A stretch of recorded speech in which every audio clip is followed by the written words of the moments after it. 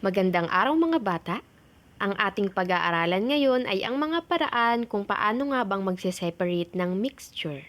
At ang ating objectives ay to describe techniques in separating mixtures such as decantation, evaporation, filtering, sieving, and using magnet. Umpisahan na natin sa separating mixtures through decantation. Mga anak, look at the picture. What can you see? Kung ang napansin ninyo na iwan yung mga lupa doon sa ilalim, aba, tamang-tama kayo dahil iyon talaga ang ating pinakapunto. Dahil iyan po ay isang example ng decantation. Ngunit ano nga ba ang ibig sabihin ng decantation? Decantation is a technique used in separating a less dense substance from a dense one. Meaning to say, mayroon tayong mixture na yung isa ay paniguradong less dense or magaan at mayroon ding isa na dense one or yung mabigat. Doon sa example natin kanina, masasabi natin na less dense yung tubig at dense one naman iyong mga buhangin or yung sand na nasa ilalim. In the process of decantation, the mixture is left undisturbed, meaning to say, di ba, nasa ilalim lang siya. Hindi siya nababahala, hindi siya nagagalaw. When the components are separated, the less dense substance could be removed by scooping using a spoon, or it can be removed by slowly pouring out the less dense substance. So dito kanina, sabi nga natin, kapag ka daw sa decantation, mayroon panigurado na less dense at iyon nga ang tubig at yung dense one naman, yun naman po ay ang buhangin. At pwede natin siyang ma-separate through pouring or scooping. Pero sa ating example ngayon, maise-separate natin yung less dense kapag dahan-dahan natin itong ibinuhos. Dahil doon, nahiwalay natin yung tubig at naihiwalay natin yung lupa. Yan po ay isang example ng decantation. Aside from that, oil in water could be removed using the decantation technique.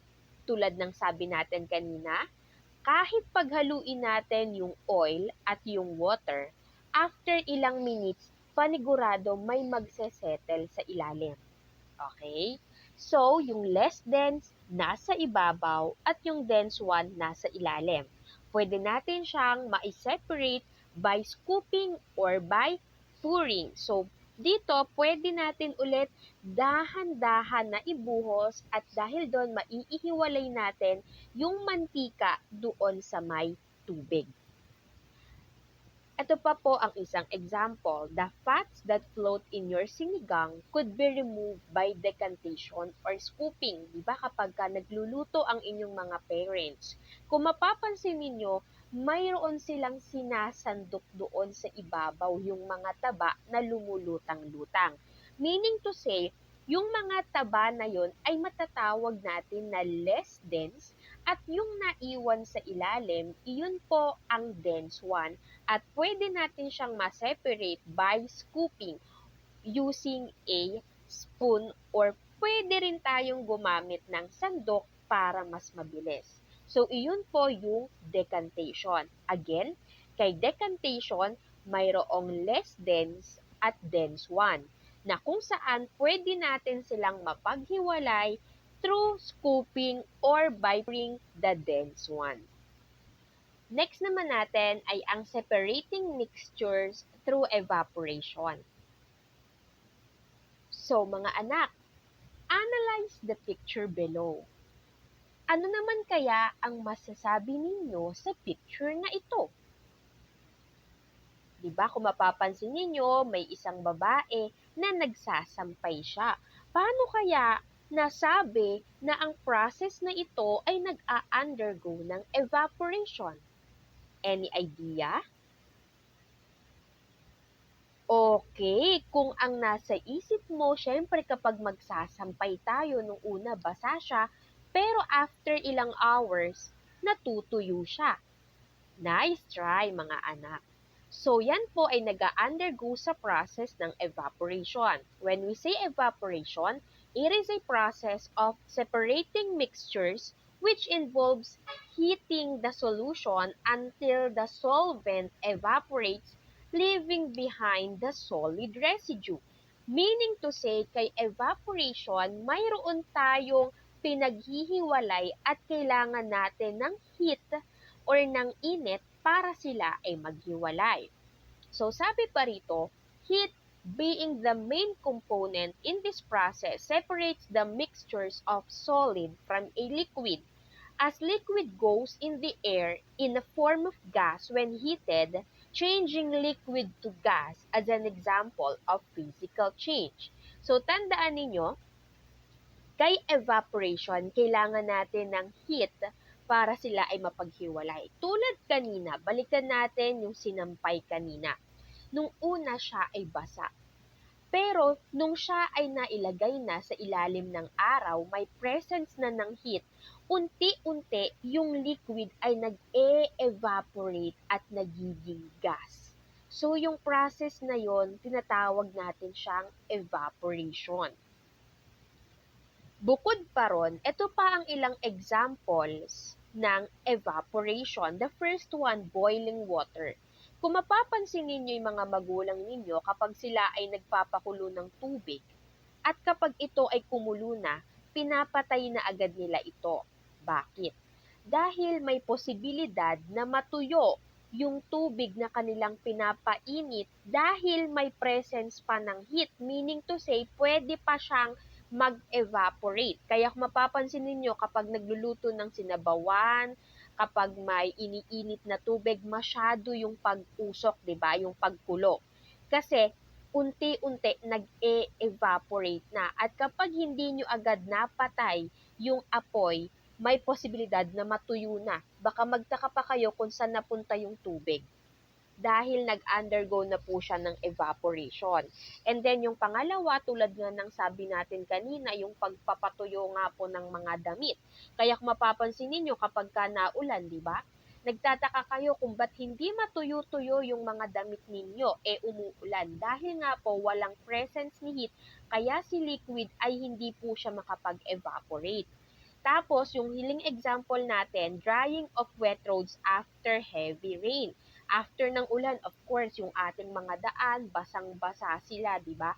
Pero kapag ka sumikat na si Haring Araw, unti-unti na itong natutuyo dahil nag-e-evaporate or yung liquid ay nag-change na po into gas. Next naman po natin ay ang separating mixtures through filtration. Mga anak, nakakita na po ba kayo nito?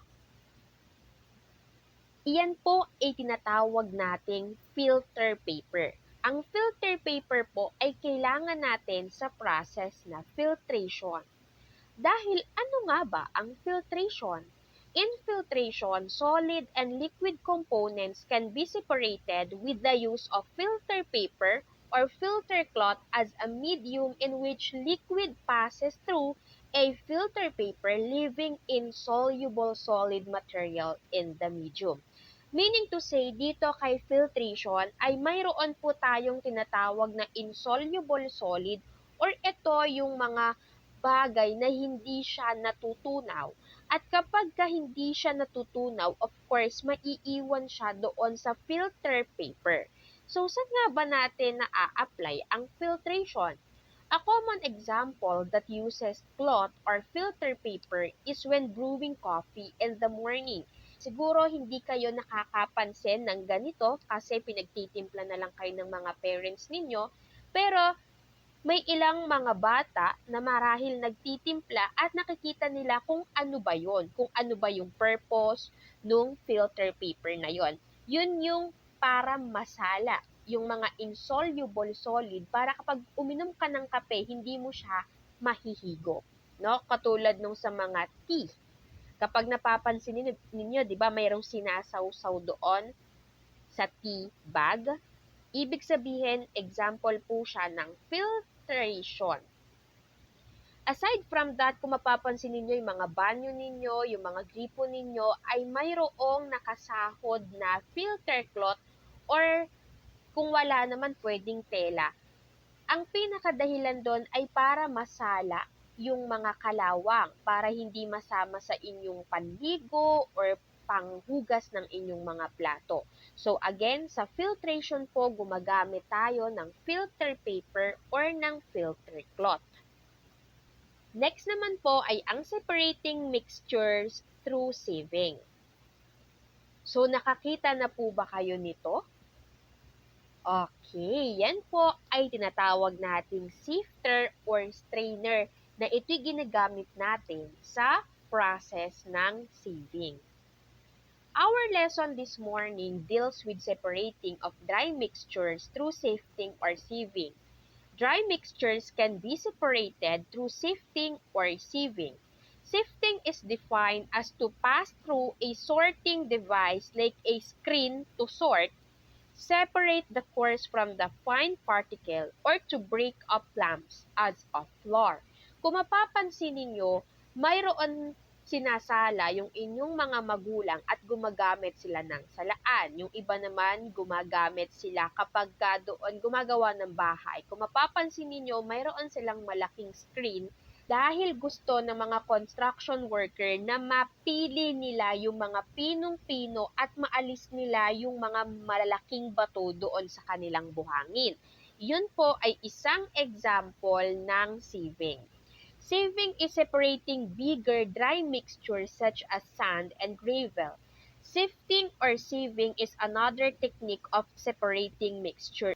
Ang tatandaan niyo po dito kay sieving, mayroon silang pinaghihiwalay na malalaking parts at mayroong maliliit na parts. Di ba napakahirap naman yatang gawin kapag hindi tayo gumamit ng strainer or ng screen. Napakahirap piliin lahat ng maliliit na butil at aalisin yung malalaking butil.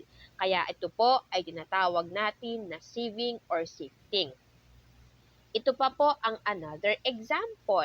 Kung mapapansin ninyo yung mga nagbe-bake, gumagamit sila ng strainer para makuha pa nila yung mga malalaking butil ng flour. Diba? May mga nabubuo-buo dyan. So, kailangan nilang maalis yon para kapag sila ay nakapag-bake, napakaganda at napaka-smooth nung kanilang na-bake.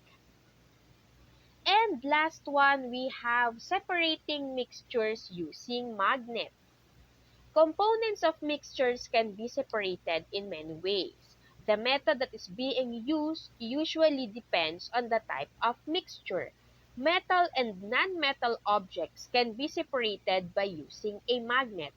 And dito po, there is no chemical reaction involved in the separation of components. So dito kapag naman ang gusto ninyong paghiwalayin ay mga metal and non-metal, of course, gagamit po tayo ng magnet. Metals which are made up of alloy, nickel, or cobalt are easily attracted to the magnet while non-metals are not. Iron filling, thumbtack, staple wire, pin, coins, and needle are some common examples of objects that are attracted to the magnet. When they mix with non-metals, this could be separated by magnet. Diba sometimes kapag tayo ay nakahikaw tapos nalaglag siya sa ilalim, para makita natin siya ng mabilisan, gumagamit tayo ng magnet dahil naa-attract yung mga metals sa magnet, samantalang yung mga non-metals naman ay hindi. For example, mayroon tayong mixture of sand and iron fillings. So through using a magnet, kung mapapansin ninyo, naa-attract ng magnet yung certain materials doon sa ating mixture. Yung mga magnetic fillings, kumapit sila doon sa ating magnet at naiwan naman yung mga sand sa ilalim. So, napakahalaga na mayroon tayong magnet kapag magse-separate tayo ng metal and non-metal. So, yun lang mga anak. I hope na intindihan ninyo kung ano nga ba ang process ng paghihiwalay ng iba't ibang mga mixtures. So, sana natutunan ninyo ang ating tinalakay ngayong araw. Hanggang sa muli. Paalam!